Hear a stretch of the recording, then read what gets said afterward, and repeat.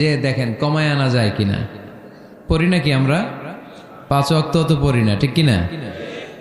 তো গেলেন যে বললেন আল্লাহ, মুসা আলাইহিস সালাম তো বলে যে পড়বে না আমার উম্মত, কমায় দেন না।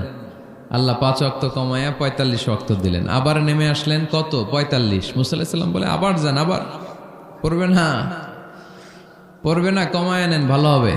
আবার গেলেন, আবার 5 কম। আবার আসলেন, সাইয়েদনা মুসা আলাইহিস সালাম বললেন আবার যান, পড়বে না। আবার গেলেন, 9 বারে 5 নং 45 ওয়াক্ত কমায় দিয়া রাখলেন কয় ওয়াক্ত? 5 ওয়াক্ত নিয়ে আল্লাহর হাবিব ফিরে আসতেছেন। মুসা আলাইহিস সালাম বললেন কি অবস্থা, কয় রাকাত, কয় ওয়াক্ত? আল্লাহর হাবিব বললেন এবার দিছে 5 ওয়াক্ত। মুসা আলাইহিস সালাম বললেন এটাও পড়বে না, ঠিক কিনা? এটাও পড়বে না, কমায় নিয়ে আসেন। এবার আল্লাহ রাসূল সাল্লাল্লাহু আলাইহি ওয়াসাল্লাম বলতে আরম্ভ করলেন, কি বলেন, 9 বার গেলাম, আর কত যাওয়া যায়, আর পারুম না, লজ্জা লাগে, আমার শরম লাগে। সহিহ বুখারীতে এই কথাটাই এসেছে, আস্তাহি মির রাব্বি, আমার এবার লজ্জা লাগে যেতে। শরম বলেও তো একটা কথা আছে। কয়বার যাওয়া যায় আল্লাহর কাছে? সুবহানাল্লাহ পড়ে। লাজুকতা কাকে বলে তিনি শিখিয়েছেন। সকালবেলা কুরবানির হাটে যাবে গরু বিক্রি করতে, বউরে কয় বউ একটা দাম কর। বউ বলে কত কমু? বল যে 50,000। তো বউ কয় বললাম 50,000। তো এরপর বাজারে যখন নিয়ে গেছে, এক লোক এসে বলতেছে ভাই গরুটা 40,000 দিবেন। তখন সে বলে আল্লাহর কসম, সকালবেলা একজন 50,000 দাম কইছে, দেই নাই। সকালে 50,000 কইছে, এরই তো দেই নাই, আপনার 40,000 কেমনে দেই? এরকম ডাকাইতা সারাডাই। আল্লাহ রাসূল সাল্লাল্লাহু আলাইহি ওয়াসাল্লাম মদিনার খেজুরের বাগান বাজার পরিদর্শনে গেলেন। যে খেজুরের স্তূপ দেখে আল্লাহ রাসূল সাল্লাল্লাহু আলাইহি ওয়াসাল্লাম খেজুরের স্তূপে হাত ঢুকায় দিলেন। ঢুকায় দেওয়ার পরে তিনি দেখলেন পানি, ভিতরে কি? আর উপরে শুকনা খেজুর। আল্লাহর হাবিব বললেন ভিতরে পানি, উপরে শুকনা কেন? কয় বৃষ্টি হয়েছে। আর বৃষ্টি হলে তো সব জায়গায় পানির সয়লাভ থাকবে। আল্লাহ রাসূল সাল্লাল্লাহু আলাইহি ওয়াসাল্লাম রেগে গেলেন আর বললেন মান গাশশানা ফালাইসা মিন্না, যে আমাদেরকে ধোঁকা দেয় সে আমার উম্মত হতে পারে। The person who deceives us, he is not among us. যে লোক আমাদের ধোঁকা দেয় সে আমাদের অন্তর্ভুক্ত। মুসলমানরা কি ধোঁকা দিতে পারে? খাদ্যে ভেজাল দিতে পারে? ওজনে কম দিতে পারে? মাছে ফরমালিন দিতে পারে? টেন্ডারবাজি করতে পারে? চাঁদাবাজি করতে পারে? ক্যাসিনোর ব্যবসা করতে পারে? পারে পারে। সেজন্য আমরা যেন ধোঁকাবাজি না করি। ধোঁকাবাজে ভরে গেছে বাংলাদেশ। এই ধোঁকাবাজি থেকে আমাদেরকে বেঁচে থাকতে হবে যদি প্রিয় নবীর উম্মত হতে চাই, ঠিক কিনা? তাহলে আল্লাহ তাআলার কাছে সবচাইতে প্রিয় জায়গার নাম সবাই বলেন। আর সবচেয়ে অপছন্দনীয় জায়গার নাম বাজার। হাদিসটা সহিহ বুখারীতে এসেছে। এমন বাজার যেখানে মদের আড্ডাখানা, যেখানে ক্যাসিনোর ব্যবসা, হারাম ব্যবসা, ওইটা আল্লাহর কাছে অপছন্দনীয়। আল্লাহর হাবিব সাল্লাল্লাহু আলাইহি ওয়াসাল্লামের একটা অভ্যেস ছিল, তিনি কোনো এলাকায় গেলেই প্রথমে একটা মসজিদ বানায় ফেলতেন। সুবহানাল্লাহ পড়েন। তার মানে মসজিদ কেন্দ্রিক তিনি সব করতেন, মস্ক সেন্টার্ড। আগে মসজিদ, তারপরে সব। যেমন তিনি মক্কা থেকে যখন মদিনায় হিজরতে আসবেন, মদিনায় ঢোকার আগে কোবা নামক একটা এলাকায় তিনি কয়েক সপ্তাহ ছিলেন। ওখানে এই 2 সপ্তাহের ব্যবধানে একটা মসজিদ বানায় ফেলছেন, মসজিদে কোবা। মসজিদের নাম কি? প্রতি শনিবারে তিনি মসজিদে কোবায় যেতেন, ওখানে যে সালাত পড়তেন। এবং আল্লাহর হাবিব বলেছেন, কেউ যদি, আপনারা যখন মদিনা শরীফে যাবেন, শনিবারে যদি কেউ সকালবেলা আপনারা যে কোবা মসজিদে যে অজু করে, ঘর থেকে অজু করে যে 2 রাকাত সালাত পড়েন, তাহলে উমরা করলে, একটা মাকবুল উমরা করলে যেই সওয়াব, ওই সওয়াব আল্লাহ আমলনামায় দিয়ে দিবেন। কোবা থেকে তিনি মাইগ্রেট করলেন মদিনায়। মদিনাতে যেও তিনি একটা মসজিদ প্রতিষ্ঠা করলেন। মসজিদটার নাম সবাই বলেন, মসজিদে নববী। আল্লাহ রাসূল সাল্লাল্লাহু আলাইহি ওয়াসাল্লাম খুব চমৎকার লোকেশন বাছাই করতে পারতেন। লোকেশন তিনি দেখলেন কোথায় করলে ভালো হয়, কোথায় কোথায় কোথায়। খুঁজতে খুঁজতে এমন জায়গাটা পছন্দ হলো, সেখানে ছিল পুরাতন খেজুরের বাগান, ধ্বংসাবশেষ, আর ছিল মুশরিকদের কবর। আল্লাহর হাবিব বললেন মুশরিকদের কবরগুলোরে হাড্ডি আর কঙ্কাল সহ উঠায় ফেলো, উঠায় আরেক জায়গায় দাফন করো। সুবহানাল্লাহ পড়েন। খেজুর গাছগুলো কেটে সমান করো, ধ্বংসাবশেষ ভেঙে মাটির সাথে গুড়িয়ে দাও। এখানে হবে আমার মসজিদ। স্থাপিত হলো মসজিদে নববী, সুবহানাল্লাহ পড়েন।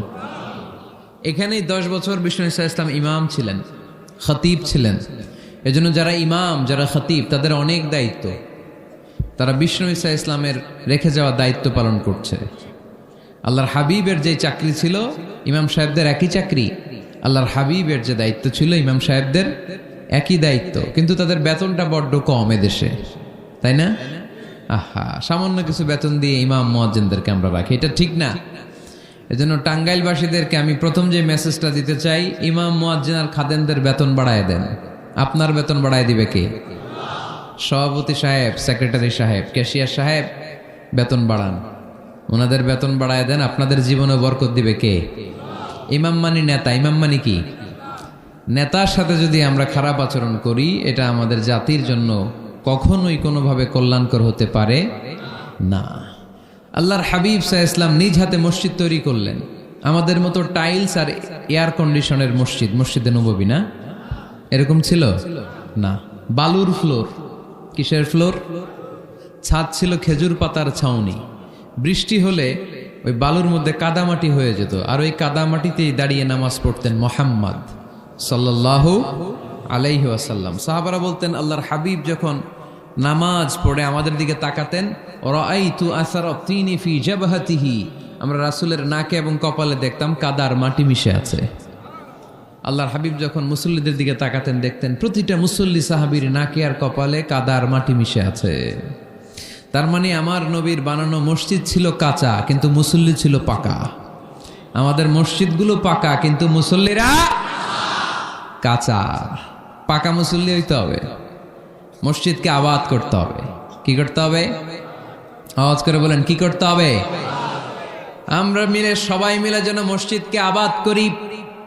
আমরা যেন মসজিদ নির্মাণ করি, সবাই যেন মসজিদ আবাদে অংশগ্রহণ করে। এজন্য আল্লাহ বললেন, ইন্নামা ইয়া'মুরু মাসাজিদাল্লাহি মান আমানা বিল্লাহি ওয়াল ইয়াউমিল আখির ওয়া আকামাস সালাতা ওয়া আতাজ যাকাতা ওয়া লাম ইয়াখশা ইল্লাল্লাহ فعسى أولئك أن يكونوا من المهتدين। সুবহানাল্লাহ পড়েন। নিশ্চয়ই মসজিদ আবাদ করে তারা যারা আল্লাহ বিশ্বাস করে, আখিরাতে বিশ্বাস করে, সালাত কায়েম করে, যাকাত আদায় করে, আল্লাহ ছাড়া কাউরে ভয় পায় না। এই 5টা কাজ যারা দুনিয়ার বুকে করে, তারাই হলো আল্লাহর জমিনে মসজিদের আবাদকারী। ঠিক কি না? ফাআসা উলাইকা ইয়াকুনু মিনাল মুহতাদিন। আশা করা যায় এরাই হলো হেদায়েত প্রাপ্তদের অন্তর্ভুক্ত। সুবহানাল্লাহ পড়ে। এদের কাছে আল্লাহর হেদায়েত আছে। 5টা গুণ আর কোয়ালিটিস থাকবে যারা মসজিদের আবাদ করবে। 1 নম্বর গুণ, মসজিদের আবাদকারী যারা হবে তারা বিশ্বাস করবে একজনকে, তিনি কে? আবার তাদের 2 নম্বর গুণ, তারা আখিরাতে বিশ্বাস করবে।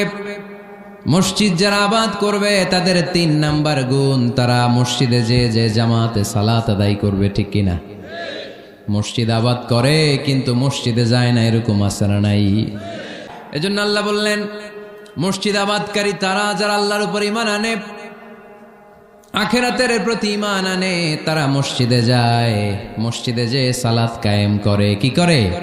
সালাত কায়েম করো, হো সালাত কায়েম করো, হবে সম্মানী তুমি, হবে জান্নাতি তুমি, হবে সম্মানী তুমি, হবে জান্নাতি তুমি।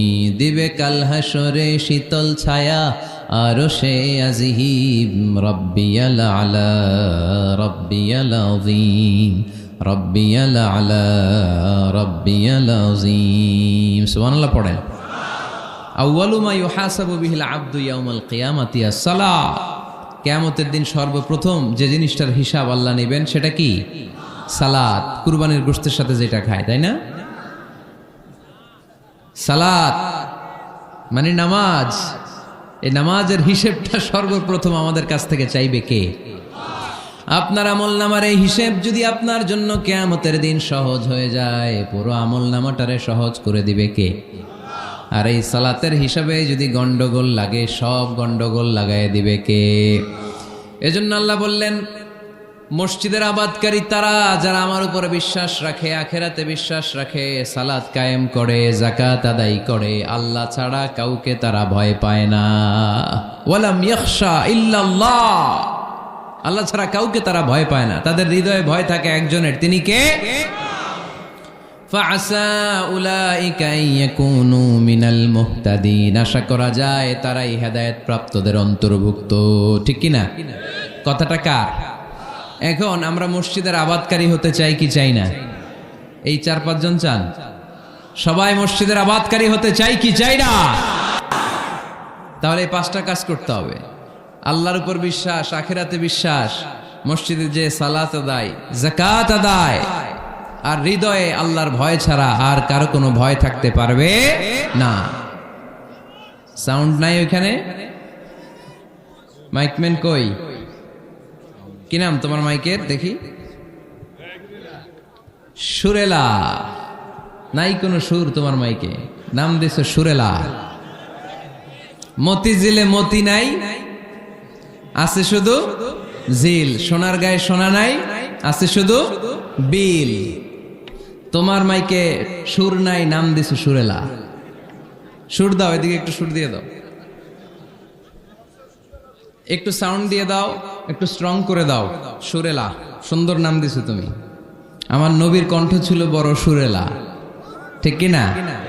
রাসূল সাল্লাল্লাহু আলাইহি ওয়াসাল্লামের কণ্ঠের তেলাওয়াত শুনে কাফের মুশরিকগুলো পাগল হয়ে যেত, অস্থির হয়ে যেত, এত সুন্দর কণ্ঠ কি করে হয়। এবং রাতের বেলা লুকিয়ে লুকিয়ে আল্লাহর হাবিবের তেলাওয়াত শুনতে যেত। সুবহানাল্লাহ পড়বেন না? হয়েছে? সুরেলা হয়েছে? হয়েছে, আলহামদুলিল্লাহ। তাহলে আমরা সবাই মসজিদ আবাদ করতে চাই। টাঙ্গাইলের ভাইরা আজকে আমাকে বলল যে মসজিদ নাকি আজকে আপনারা আবাদ করবেন। রাজি আছেন তো সবাই? খেয়াল রাখবেন, ইসলামে মসজিদ এটা সবার নাকি আওয়ামী লীগের, বিএনপির, জাতীয় পার্টির, জামাত ইসলাম, পীরের মুরিদ, তাবলীগের ভাই? কাদের? চিল্লায় বলেন কাদের? অনেক জায়গায় দেখেন মসজিদ বানায় আহলে হাদিস জামে মসজিদ। কেন আহলে হাদিস জামে মসজিদ হবে কেন? আবার অনেক জায়গায় হানাফি জামে মসজিদ। কেন? সমস্যা কি আপনাদের? ভাগ করেন কেন? আল্লাহ রাসূল আসছে মিলাইতে, আমরা খালি কোপায়া কোপায়া ভাগ করে দেই না। ভাগ করবেন না, সবাইরে সব মসজিদে ঢুকতে দিবেন। আহলে হাদিসের ভাইরা হানাফি ভাইদের সাথে মসজিদে সালাত পড়বে। হানাফি মাযহাব যারা মানে তারা আহলে হাদিসের ভাইদের সাথে সালাত আদায় করবে। ঠেলাঠেলি আছে? কাবা ঘরের সামনে কেউ এইভাবে বুকে বাঁধে, আল্লাহু আকবার, এইভাবে দেখছেন না? কেউ এইভাবে, আবার হানাফিরা এইভাবে। মালিকিদের কিছু লোক আছে এরা বাঁধেই না, এমনি ছেড়ে রাখছে। কি করবি কর, বাঁধনো না এইভাবে। হ্যাঁ, করে কিছু করারও নাই, এরা ছেড়ে দিয়ে নামাজ পড়ে। তো আল্লাহর ঘর এখানে, প্রতিটা নবীর পদ ধুলি লেগেছে যেই মক্কায়, প্রিয় হাবিবের শ্বাস প্রশ্বাস এখনো মিশে আছে এই কাবা ঘরে। আল্লাহর ঘর কাবা বাইতুল্লাহ, ওখানে দাঁড়িয়ে কেউ এখানে, কেউ এখানে, কেউ এখানে, কেউ বাদেই না। কেউ আমিন জোরে, কেউ আসতে। কোনো ঠেলাঠেলি আছে? তো বাংলাদেশে ঠেলাঠেলিটা আনলো কে? কেন এই ঠেলাঠেলিটা করেন? কথা কি বুঝেন? ঠেলাঠেলির দিন শেষ, ঐক্য গড়ার বাংলাদেশ। চিল্লায় বলো ঠিক কিনা? আমরা ঐক্য চাই। অনেক ভুল বুঝানো হয়েছে আমাদেরকে, অনেক ন্যারো মাইন্ডেড বানিয়ে রাখা হয়েছে। সংকীর্ণতার দিন শেষ, পরিবর্তন হতে শুরু করেছে। মানুষ এখন অনেক চালাক। জনগণের ধোকা দেওয়া, তাওহীদপন্থী মুসলমানদের গোজামিল দিয়ে বুঝ দেওয়ার দিন শেষ। জোরে বলেন ঠিক কিনা? যেটা বলবেন কোরআন সুন্নাহর আলোকে বলবেন। ইসলাম এসেছে মিলানোর জন্য, তা আপনি পিস পিস করেন কেন? আল্লাহ আপনার পিস পিস করে ফেলবে। সবাই ভাই ভাই, মসজিদ সবার। 60 জন খ্রিস্টান পাদ্রী নাজরান থেকে এসেছে আল্লাহর হাবিবের সাথে দেখা করতে। জায়গা নাই, কই বসতে দিবে? কোনো জায়গা না পেয়ে 60 জন খ্রিস্টানের জন্য আল্লাহর হাবিব সাল্লাল্লাহু আলাইহি ওয়াসাল্লাম মসজিদে নববীর দরজা খুলে দিয়ে খ্রিস্টানদেরকে মসজিদে ঢুকতে দিয়েছেন। মসজিদে নববীতে খ্রিস্টান ঢুকতে পারে, আর আমাদের আহলে হাদিস মসজিদে হানাফি ভাইরা ঢুকতে পারে না। হানাফি ভাইদের মসজিদে আহলে হাদিসের ভাইরা ঢুকতে পারে না। এটা আপনি পেয়েছেন কোথায়? কেন করেন এগুলো? বাদ দিয়ে দেন। আমরা সবাই এক। চিল্লায় বলেন ঠিক কিনা? আপনারা কি ঐক্য চান নাকি কিলাকিলি করবেন? আমরা কিলাকিলি চাই, বিভেদ চাই, হিংসা চাই, আর কোন ঝগড়া মারামারি চাই? আমরা চাই ঐক্য। চিল্লায় বলেন কি চাই? আল্লাহ তুমি ঐক্য প্রতিষ্ঠার তৌফিক আমাদেরকে দান করো। আরো জোরে বলি আমিন।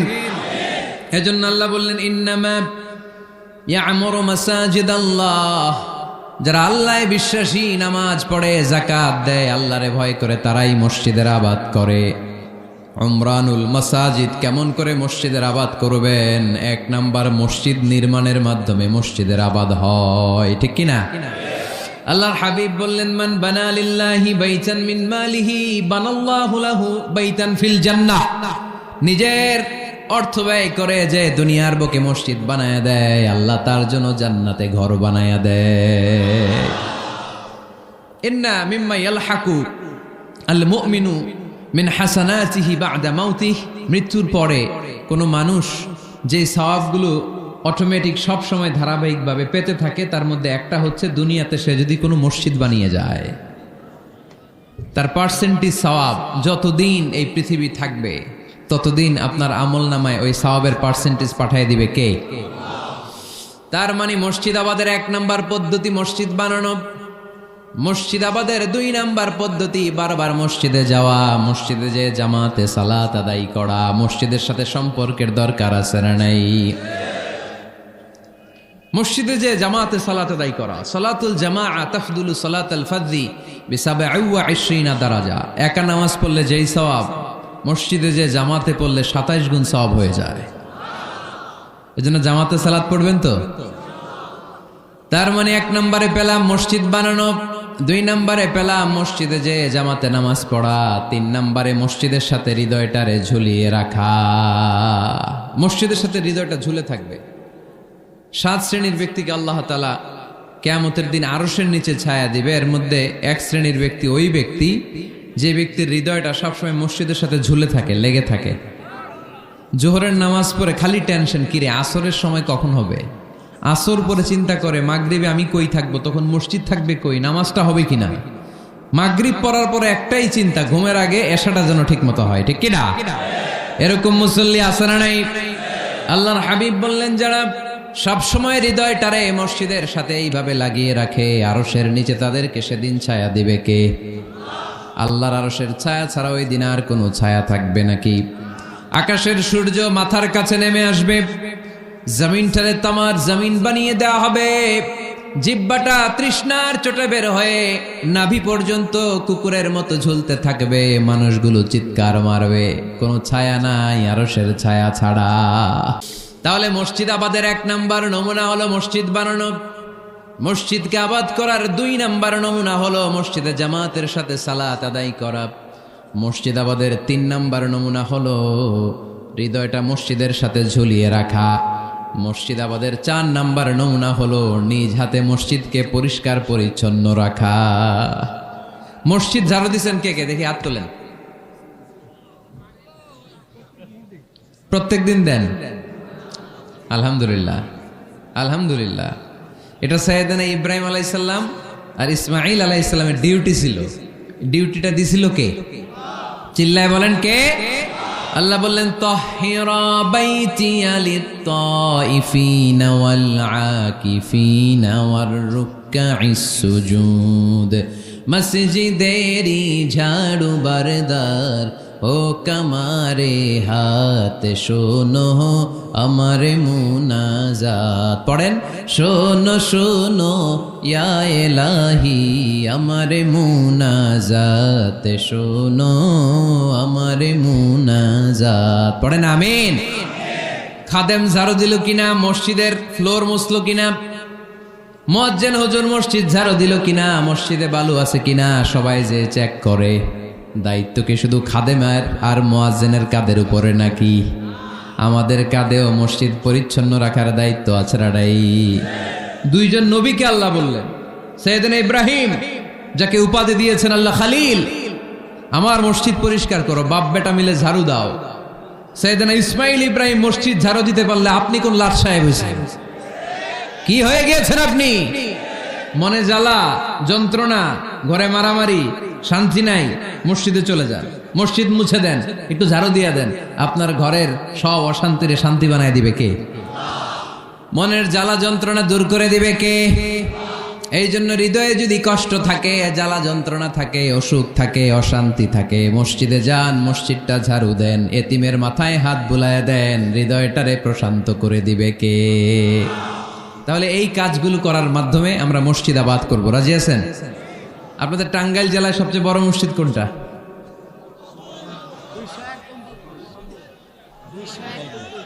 201 গম্বুজ। কই এটা? গোপালপুর, ঝাওয়াইল গোপালপুর। কে করছে এটা? কে বানাইছে? ও, ইসলামিক ফাউন্ডেশনের কর্মকর্তা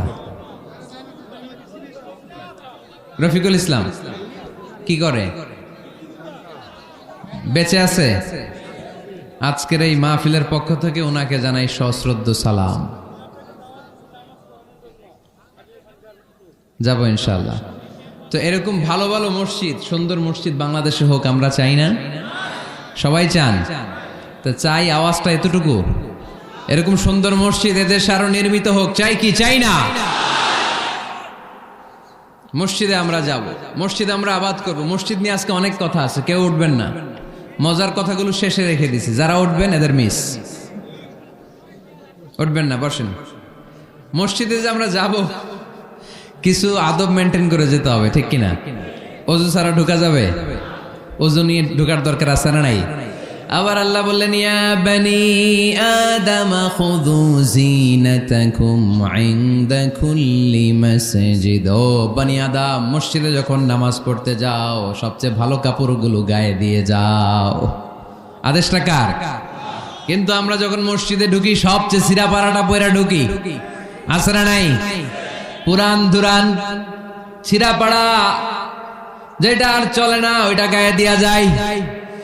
আর বিয়ের অনুষ্ঠানে, সুন্নাতে খাতনা, পহেলা বৈশাখ, এসো হে বৈশাখ তোমারে আদর করি, 31st নাইটে যখন প্রোগ্রামে যাই, বিশ্ব ভালোবাসা দিবসে যখন ভালোবাসা করতে যাই, তখন সুন্দর সুন্দর পাঞ্জাবি আছে না নাই?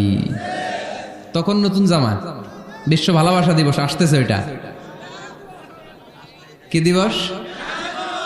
বেহায়া দিবস। আহা, আমার কিশোরগঞ্জে মাহফিল ছিল গত বছর এই ভালোবাসা দিবসের দিন।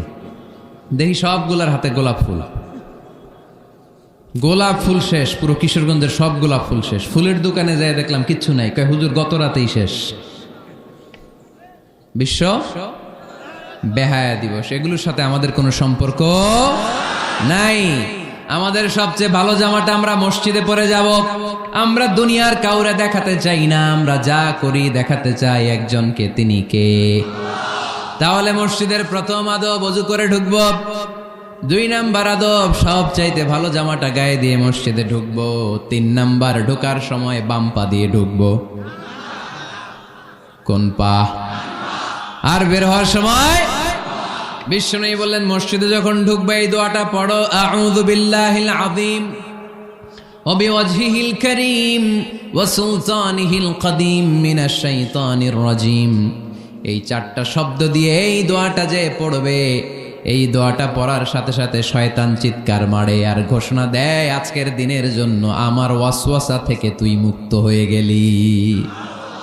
আফসোস করে শয়তান বলে, তোরে তো আর কিছু করা গেল না, তোর উপরে আর কোনো খবরদারি নাই, আজকে সারা দিনের জন্য তোর রবের কাছ থেকে তুই প্রোটেকশন পেয়ে গেলি। আজকে শেষ, কালকে ধরবো তরে, কালকে ধরবো, আজকে শেষ।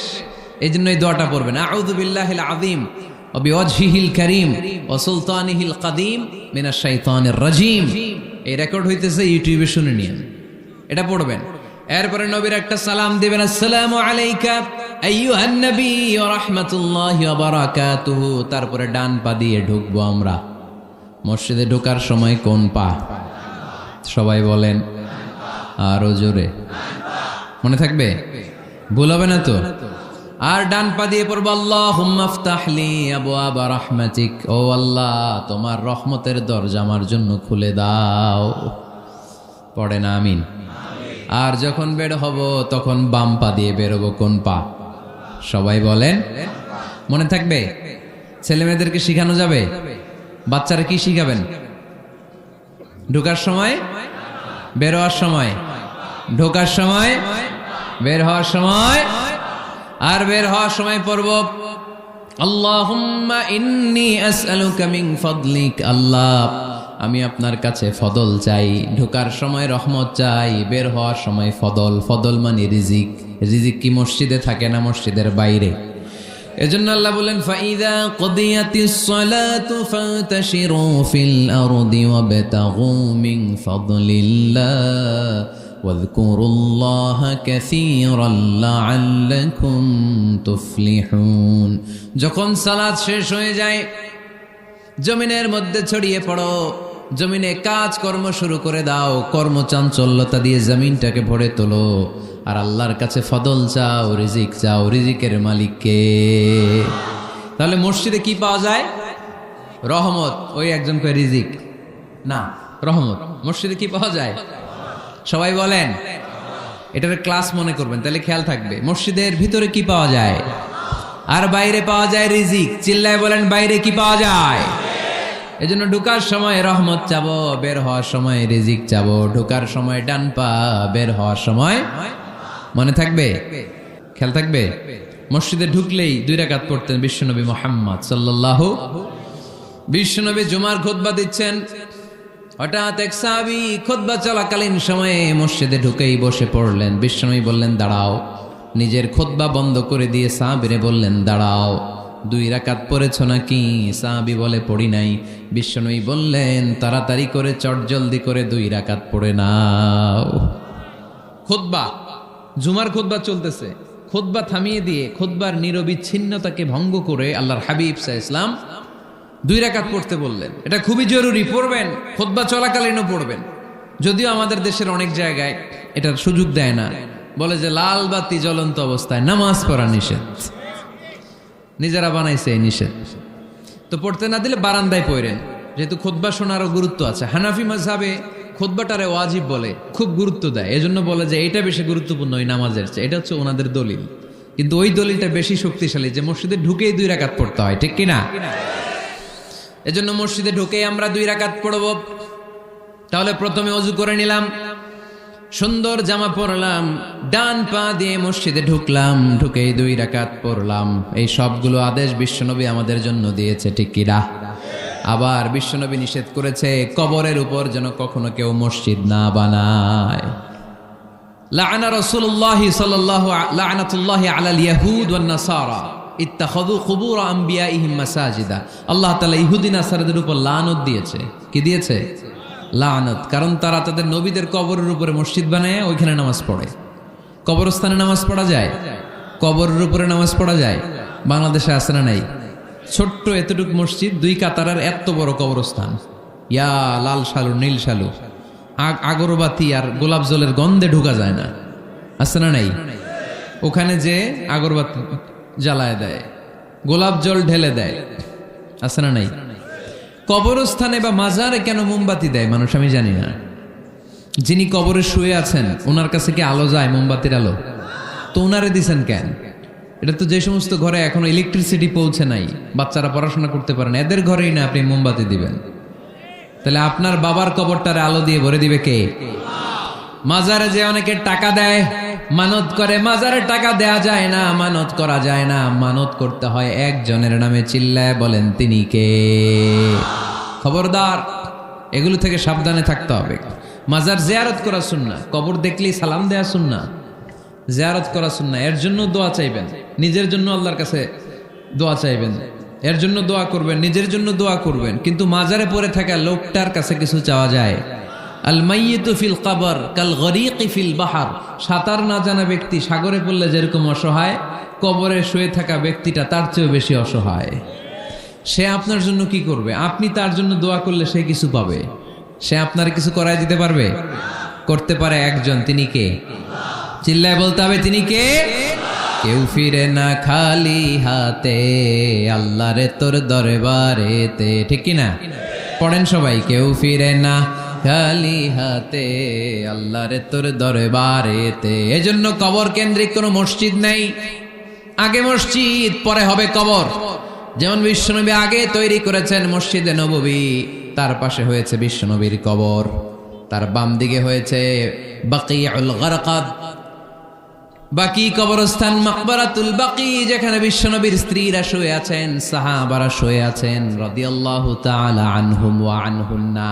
তাহলে আগে হবে মসজিদ, তারপরে কবর। কবর কেন্দ্রিক কোনো মসজিদ বানানো যাবে? মনে থাকবে এটা? টাঙ্গাইল এরকম আছে যে আগে কোন আল্লাহর ওলির কবর ছিল, এর উপরে বিশাল মসজিদ বানাই থুইছে, আছে? নাই। আলহামদুলিল্লাহ, খুব ভালো।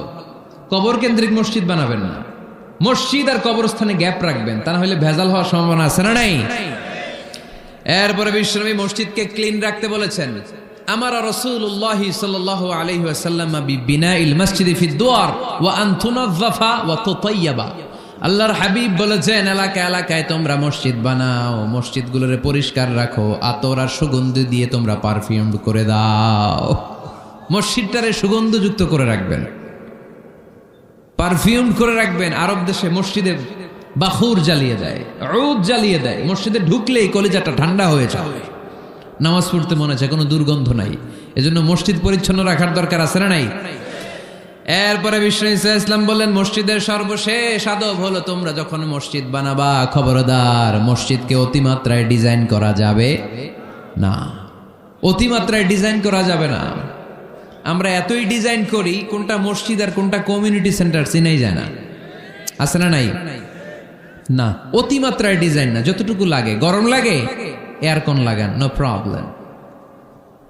নিচে সমস্যা, সিম্পলি টাইলস দিয়ে দেন। কিন্তু লাইটিং ফাইটিং, লাল নীল বাতি, এই কারুকার্য ওই কারুকার্য, এটা করতে নিষেধ করেছেন মুহাম্মদ সাল্লাল্লাহু। বিশেষ করে মসজিদের কেবলার দেয়ালে। কোন দেয়ালে? কেবলার দেয়ালে কোনো ঘড়ি থাকতে পারবে না, কোনো ক্যালেন্ডার থাকতে পারবে না, সব পিছনে। ইমাম সাহেব ঘড়ির টাইম দেখে নিবে। সামনে ক্যালেন্ডার থাকলে নামাজের সময় ক্যালেন্ডারের ভিতরে যে মাদ্রাসা মসজিদ, ওইখানে নজর পড়ার সম্ভাবনা আছে না নাই? বিভিন্ন জিনিস লেখা থাকে, নামাজও পড়ি, ওইটাও পড়ি, আছে না নাই? নামাজ পড়ে কয়টা বাজলো, ঘড়ির দিকে নজর পড়ার সম্ভাবনা আছে না নাই? এই জন্য কেবলার দেয়ালটা যদি সাদা মাঠা রাখা যায় সেটাই ভালো। আপনার নজর থাকবে সেজদার দিকে। ডানে একটা নজর দিলে আল্লাহ বলে ফিরে আয়, সেজদার দিকে তাকা। আরেক দিকে নজর দিলে আল্লাহ বলে ফিরে আয়, সেজদার দিকে তাকা। আবার যদি টাইলসের দিকে নজর দেন, আল্লাহ বলে ফিরে আয়, সেজদার দিকে তাকা। আবার যদি নজর দেন, আল্লাহ রেগে যেয়ে বলে লা হাজাত আলী ইলা সলাতিক, তোর এই নামাজের কোনো দরকার আমার নাই। যে আল্লাহ তাআলাকে খুশি করার জন্য সালাত পড়তে আসলাম, উনি যদি বলে তোর এই নামাজের দরকার আমার নাই, তো কার জন্য সালাত পড়লেন আপনি? এজন্য মসজিদের সামনের ওয়ালে যত কম ডিজাইন হওয়া যায়, ঘড়ি, ক্যালেন্ডার ইত্যাদি ফিত্যাদি, লেখাজোখা, এগুলো সামনে না, এগুলো পেছনে দিতে পারলে ভালো। ইভেন জায়নামাজের মধ্যেও কাবা ঘরের ডিজাইন আছে না নাই? এটা ইহুদিদের ষড়যন্ত্র। আমরা বোকাশোকা মুসলমান, ওরা সর্বপ্রথম জায়নামাজের মধ্যে কাবা ঘরের ডিজাইন দিছে। কোন ডিজাইন? আর আমরা মুসলমানরা মনের অজান্তে নিজের কাবারে নিজে লাথি মারি। কথা বলেন, কথা বলেন। এজন্য খবরদার, কোন মসজিদের ডিজাইনওয়ালা, কোন কাবা ঘরের নমুনাওয়ালা, মসজিদুল আকসার গম্বুজলা, মসজিদে নববীর কোন গম্বুজলা জায়নামাজ আমরা কিনবো না। আমরা না কিনলে ওদের ব্যবসা শেষ, ঠিক কিনা? ফ্রেশ জায়নামাজ কিনবেন। কি জায়নামাজ? ফ্রেশ। সিম্পলি ফুল হইতে পারে, সাদা হইলে আরো ভালো। ফ্রেশ কোন মসজিদ, বিশেষ করে কাবার ডিজাইনওয়ালা তো কিনাই যাবে না। ওইটার মধ্যে দাঁড়ায় আছে ইমাম সাহেব, আছে না নাই? মনে থাকবে, মনে থাকবে। এই জন্য বিশ্বনবী বললেন, মসজিদ নির্মাণ করো, মসজিদের সাথে হৃদয়টারে ঝুলিয়ে রাখো। কিয়ামতের দিন এই মসজিদের ওসিলায় জান্নাতের বাড়ি বানায়া দিবে কে? আবার বিশ্বনবী বললেন, লা তুসাদ্দুর রিহাল ইল্লা ইলা সালাসাতি মাসাজিদা। এই দুনিয়ার বুকে 3টা মসজিদের দিকে শুধু বিশেষ সওয়াবের উদ্দেশ্যে ভ্রমণ করা যায়। এই 3টা মসজিদ ছাড়া বিশেষ সওয়াবের উদ্দেশ্যে পৃথিবীর কোনো মসজিদে ভ্রমণ করা যাবে। আপনি ডিজাইন দেখতে যাইতে পারবেন। এই যে বললেন যে কি একটা হইছে 200 কত গম্বুজ? 201 গম্বুজ, সুন্দর একটা বানাইছে, দেখতে যাই, যাওয়া যাবে। নামাজ পড়তে মনে চায়, ওইটাই যাওয়া যাবে, কিন্তু ওইখানে বেশি সওয়াব হবে, এই নিয়তে যাওয়া যাবে? You can't say it any journey expecting special virtue except 3 mosques, the mosque of Haram, the mosque an-Nabawi, the Masjidul Aqsa, ঠিক কি না? এই 3টা মসজিদ ছাড়া বিশেষ সওয়াবের নিয়তে পৃথিবীর কোনো মসজিদে ভ্রমণ করা যায় না। তবে দেখতে যাওয়া যায়। এটার আর্কিটেকচারাল ডিজাইন দেখার জন্য, এটার ক্যালিওগ্রাফিক্যাল ডিজাইন, এটার ইকোসিস্টেম, এটা কেমন করে করেছে, কতটুকু জায়গা, ডিজাইনটা কেমন, এটা দেখার জন্য যেতে পারবেন। কিন্তু এই 201 গম্বুজে নামাজ পড়লে সব 3 গুণ হবে, এরকম ধারণা করা যাবে? বাইতুল মুকাররমে পড়লে এত গুণ সব, এই ধারণা করা যাবে? এই যে চলে আসছে 201 গম্বুজ, আমি দেখতেছি, আপনারা পাবেন না দেখতে, আগে দেখে ফেলছেন। মাশাআল্লাহ মাশাআল্লাহ, সুন্দর। আরো কিছু পরামর্শ দিবে, এগুলো শেষে দিচ্ছি আমি। কষ্ট হইতেছে আপনাদের? জিমায় পড়তেছেন? আরো কয়েক মিনিট শুনবেন। 3টা মসজিদে নিয়ত করে যাওয়া যায়। 1 নম্বরে মসজিদে হারাম, 1 নম্বরে কি? ইন্না আউওয়ালা বাইতিন উদিআ লিন-নাসি লাল্লাযী বিবাক্কাতা মুবারাকা। সর্বপ্রথম যেই ঘরটা আল্লাহ তাআলা জমিনের মধ্যে স্থাপন করলেন, ওই ঘরটা হলো মসজিদুল হারামের মাঝখানের কাবা ঘর। এই ঘরটা অবস্থিত যেই শহরের মধ্যে, শহরের নাম বাক্কা, এখনকার নাম মক্কা। সুবহানাল্লাহ পড়েন। মক্কার আগের নাম বাক্কা। কোরআনে বাক্কার কথা আছে, এবং হজ উমরা করতে গেলে দেখবেন যে অনেক হোটেল আছে, হোটেলের নাম ফুন্দুক বাক্কা। ফুন্দুক বাক্কা মানে বাক্কা হোটেল। মক্কার আগের নাম কি? বাক্কা। এখান থেকেই বিষ্ণু ঈসা ইসলাম ইসরা শুরু করেছেন, মেরাজের আগের ধাপ, নাম ইসরা। এই মসজিদে 1 রাকাত নামাজ পড়লে 1 লক্ষ রাকাতের সওয়াব দেয় কে? সুবহানাল্লাহ কইতে পারলেন না? পৃথিবীর আর কোন মসজিদে 1 রাকাত পড়লে 1 লক্ষ রাকাতের সওয়াব হয়? আপনাদের 201 গম্বুজে পড়লে, বাইতুল মুকাররম, পৃথিবীর কোন মসজিদে পড়লে হবে? শুধুমাত্র কেবলমাত্র মসজিদুল হারামে 1 রাকাত সালাত পড়লে 1 লক্ষ রাকাতের সওয়াব আমলনামায় দিবে কে? এজন্য আল্লাহ বললেন, ওখানে যাও, হাইসুমা তুয়াল্লু ফাওয়াল্লু উজুহাকুম শাতরা। যেখানে যাইবা, দুনিয়ার যেখানেই থাকো না কেন, কাবা ঘরের দিকে হয়ে নামাজ পড়াকে আবশ্যক করেছে কে? পৃথিবীর যেখানেই যান, কোন দিকে হয়ে নামাজ পড়বেন? কাবা, টু দ্য ডাইরেকশন অফ কিবলা। আপনি অবাক হবেন, অস্ট্রেলিয়ায় একটা শহর আছে সিডনি। এই সিডনি শহরে একটা জঙ্গল আছে, এই জঙ্গলে একটা গাছ আছে, যে গাছটা মানুষের মতো রুকু করে আছে, টু দ্য ডাইরেকশন অফ কিবলা, তাও কেবলামুখী হয়ে। পত্রিকার কাটিং দেখেছেন না আপনারা? অনেক ক্যালেন্ডারেও আছে। গাছ, ইউটিউবে দেখেছেন, গাছ রুকু করে আছে, টু দ্য ডাইরেকশন অফ কিবলা, কেবলামুখী হয়ে, মানুষের মতো। সুবহানাল্লাহ পড়েন। তাহলে এই মসজিদ এমন মসজিদ, এই মসজিদে 1 রাকাত সালাত পড়লে 1 লক্ষ রাকাতের সওয়াব হয়ে যায়। এই মসজিদ এমন মসজিদ, যেই মসজিদের মাঝখানে একটা ঘর আছে, ঘরটার নাম বাইতুল্লাহ। প্রতিনিয়ত এই ঘরের উপর 120টা রহমত নাজিল করে কে? সিত্তুন আলিত তাইফিন, 60টা রহমত নাজিল হয় যারা কাবা ঘরের চারদিকে তাওয়াফ করতে থাকে।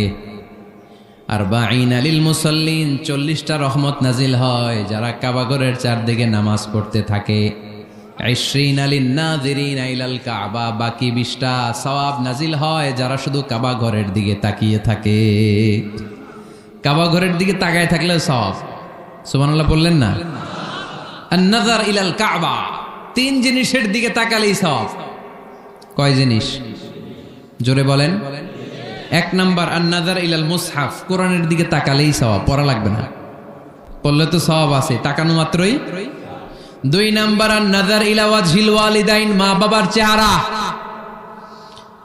মা বাবার খেদমত করলে তো সওয়াব আছেই, টাকা দিলে তো সওয়াব আছেই, কিন্তু মা বাবার চেহারার নজরের দিকে যদি রহমতের নজরে একবার তাকান, একটা কবুল হজ করলে যেই সওয়াব, ওই সওয়াব আমল নামায় দিবে কে? গোটা বিশ্বের সব পীর সাহেব যদি 50 বার করে কোরআন খতম দিয়ে 1 গ্লাস পানির মধ্যে ফু দেয়, আর আপনার আব্বা শুধু বিসমিল্লাহ বলে যদি 1 গ্লাসের পানিতে ফু দেয়, ওই গ্লাসের পানির ফুটা আল্লাহর কাছে কবুল হয়ে যাবে। এজন্য বিশ্বনবী বলতেন, আল জান্নাতু তাহতা আকদামি উম্মাহাতিকুম।